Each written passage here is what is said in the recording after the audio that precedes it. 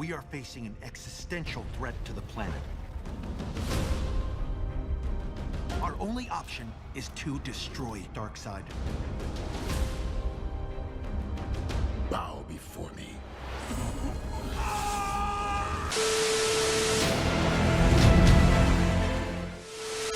Alright, so I just watched Justice League Dark, Apokolips War, and I thought I'd give my thoughts on it. I saw some other people make some reviews on it, so I wanted to make my own review before watching them. And yeah, I think the movie's really good. There's your short review. I think the movie's really good. I think it works really well in this shared cinematic universe. Obviously, I didn't like Batman Hush. And it's funny because Batman Hush literally has no tie-ins to any of this. So that movie could just never existed and nothing would change. But what does tie into Apokolips War is Death of Superman, The Reign of Superman, which I watched both those films. I'll probably put a review of Reign of Superman on shortly, probably next week or something. But yeah, I think this movie ties in real well with those films. It's a natural sequel to those. It's a nice conclusion to this whole shared universe that they've been making, right? I would say that, you know, the beginning, Flashpoint Paradox, and all the Justice League films leading up to this one have all been pretty excellent. You know, Justice League War also ties into this a lot. It's mostly a sequel to those movies. But yeah, I think it's a great ending to the whole shared universe. And it's quite violent. Quite violent. There's a lot of blood, a lot of gore. I saw somebody complaining on Twitter that they thought the gore was too much, that it was overly excessive. And I think it serves a purpose. You know, like, when you see all this, like, gore and people being torn apart, it kind of makes you think that there's consequences for a lot of the actions. But, of course, Flash resets the time and everything at the end. Minor spoilers in this review. I'm not going to try to spoil the whole movie, but yes, the last shot of the movie is Flash resetting the timeline. And that's probably going to start another shared universe. So that puts the cap on this shared universe. And yeah, I really like this movie. You know, all the voice acting was really good. Even the voice actors I don't like the one they used for Lex Luthor, I kind of am used to it by now because I've seen that Lex Luthor in Death of Superman and Reign of Superman, and now I see him in this movie, and it doesn't really bother me. I wish they would have got a better voice actor, but it still doesn't bother me that much. And Darkseid was another voice I wasn't really liking in Reign of Superman, but in this movie, you know, I'm used to it. It works. I like it just fine. Of course, you get the whole Suicide Squad is back again in this movie, which is funny. Shark King is hysterical because he keeps saying, I'm Shark King, I'm a shark, or something like that. You know, like, he just keeps saying that line over and over. He's almost like the replacement for Solomon Grundy. You know how Solomon Grundy always goes, Solomon Grundy, born on a Monday. Shark King kind of replaces that character. But, you know, I really like this movie for a few different reasons. Number one, the action's really good. I liked all the action in the movie. And number two, Constantine is very good in this movie. Same voice actor from TV shows. If you watch the live action show, that same actor is voicing Constantine in this. And I just watched Constantine City of Demons before watching this movie, which is a nice little standalone Constantine story. I would recommend watching, you know, City of Demons, then watching, you know, Justice League Dark, and then watching, you know, Flashpoint Paradox, Justice League War, Death and Reign of Superman, and then watching this. I think the movie works a lot better after seeing all those other movies and seeing, like, the build-up to this. I think they knocked it out of the park with this because they're almost making their own story from scratch right here that ties into their whole shared universe. And I much rather that than them taking existing stories and just butchering them to make them fit into their shared universe. I actually think this is much better. This is much better. They're taking something that was like a storyline in the comics, and they're making their own thing out of it. And I much rather them do that. Of course, the whole shared universe here was started with New 52 and that's where we got the Flashpoint Paradox movie, and it reset it to like the New 52 era, and then we got Justice League War, which was a straight like almost the same exact thing as the Justice League Origin from New 52, which was written by that one guy. But still, I think they get a lot of things right in this movie. They take all the best things that worked in this universe, and they just go all out in this one. Constantine is definitely the heart of the film, though, for sure. Constantine and Superman to some extent, but I definitely like Constantine in this movie a lot. Especially, after watching City of Demons and, getting the whole backstory on him and everything. And then watching Justice League Dark, you really like Constantine, right? This is a character you want to follow. And I hope they, keep that actor coming back to voice this Constantine, because I think he did a great job. But, yeah, without spoiling the whole movie, essentially Darkseid is coming back to Earth, and he's taking it over. The movie starts with the Justice League actually going to Apokolips, so you kind of get the Zack Snyder Justice League 2 movie in this, because that's how Justice League 2 was going to be. It was going to be the Justice League team going to Apokolips. So we get that in this anime movie. And it almost, there's some moments in this that feel very much like Zack Snyder. There's a moment where Superman is punching Darkseid like over and over, much like Man of Steel when he was punching Zod. He's like, "You think you can threaten my mother?" And Superman does like the same thing in this movie. So I think it's definitely a shout out to Man of Steel for sure. And yeah, a lot of messed up stuff happens in this movie. Like they torture Batman. Like you see most of the Justice League get ripped apart. Like not even like a subtlety. Like they all just get ripped apart on camera. Blood everywhere. Pretty epic to see. Obviously, there's so many characters in this movie that they all don't get like the screen time they really deserve, but it's only a 90-minute film, so they can only spend so much time on each character. Like Lex Luthor gets killed towards the end, and it's really quick, and if like you blink, you'll miss it.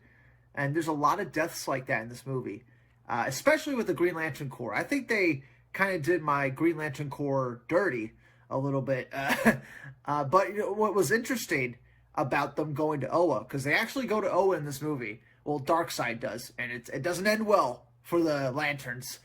But they go to Oa, and it's the same Oa from Green Lantern First Flight. So if you've seen Green Lantern First Flight, you'll recognize the power battery. You'll recognize all their Green Lantern, armor and gear. It looks like it's pulled straight from that animated film, which was way before they started the shared universe. So I like how they cherry pick what they like from the old animated films, and they add it to this new shared universe. Obviously, some of these shared DC animated movies completely suck. Like they shouldn't even exist. Like Batman Hush or Wonder Woman Bloodlines. That's another one I watched recently. Like there's no reason for some of these movies to exist. They don't really tie into anything. But then you get movies like, Death and Reign of Superman, which takes the idea of the original source material and they make their own thing out of it, and they make it really tie into the whole shared universe, and it ties into Apokolips War quite nicely. So, there's all that you can look forward to. But yeah, back to the Green Lantern Corps. You see Guy Gardner and Jon Stewart on Oa, and they just get wrecked by Darkseid. And yeah, they kind of did my core dirty. You don't get a lot of Green Lantern action. That's the only Green Lantern action you get, is watching Oa just get wrecked. Which, it's kind of hard to believe, because there's thousands of lanterns on Oa, so you know what I'm saying? I'm thinking they could take Darkseid, because Darkseid just goes to Oa by himself. He doesn't even bring any parademons, so I don't know. I felt like they kind of did my core dirty. But yeah, there's not much complaints from this movie. There's no real expectations going in for me, because I'm expecting something along the lines of Reign of Superman. Their own unique take on a storyline that's been done in the comics. Apokolips War, the Justice League has gone to Apokolips in the comics, and they fought Darkseid and stuff. but it didn't look quite like this. And you get a Flashpoint references and stuff like that, so I like how they tie all that together. And you also get a little nod to Final Crisis, only it's another character that takes the Omega Beam to their chest. That's all a nod to Final Crisis, like, for sure.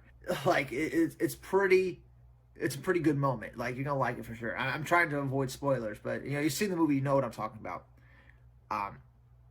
But yeah, I thoroughly enjoyed my time watching this. I'm a big fan of this version of John Constantine. I think he works really well. The voice actor's perfect because it's the same guy they cast in the live-action TV show, and he's a perfect John Constantine. And really like how this movie came out.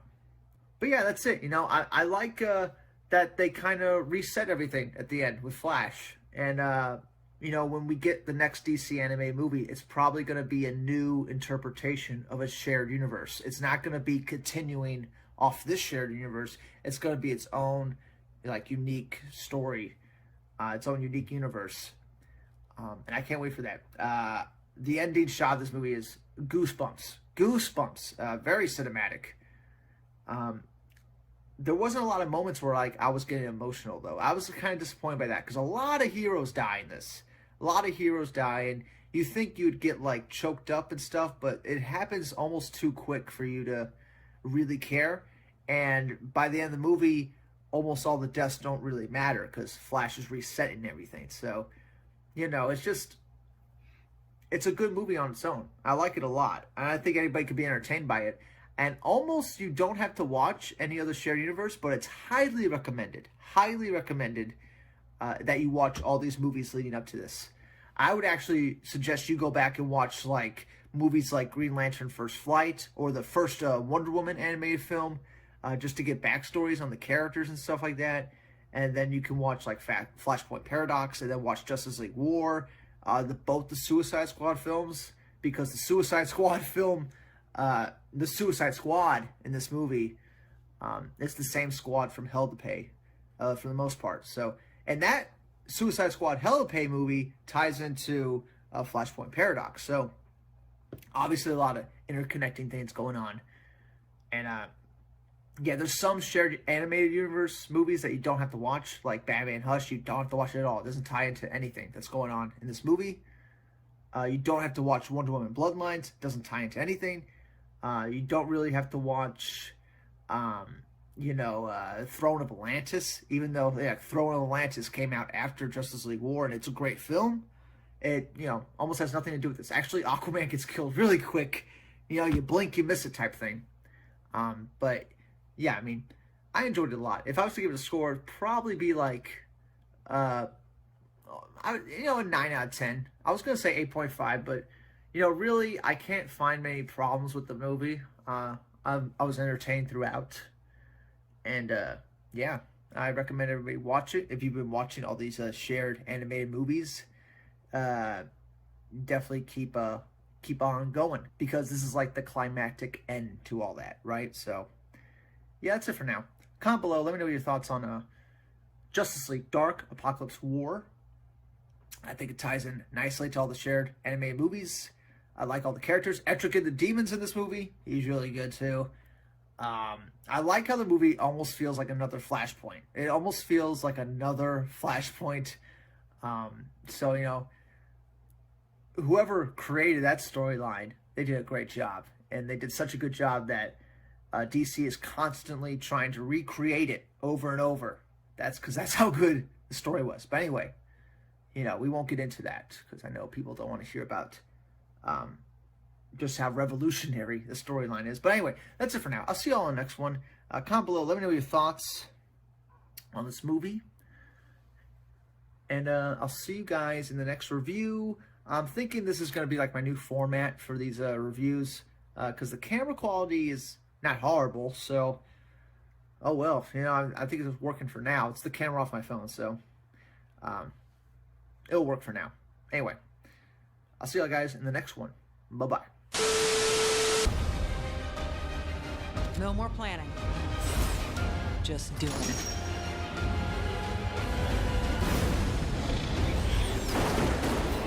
We can't quit. The Justice League doesn't quit.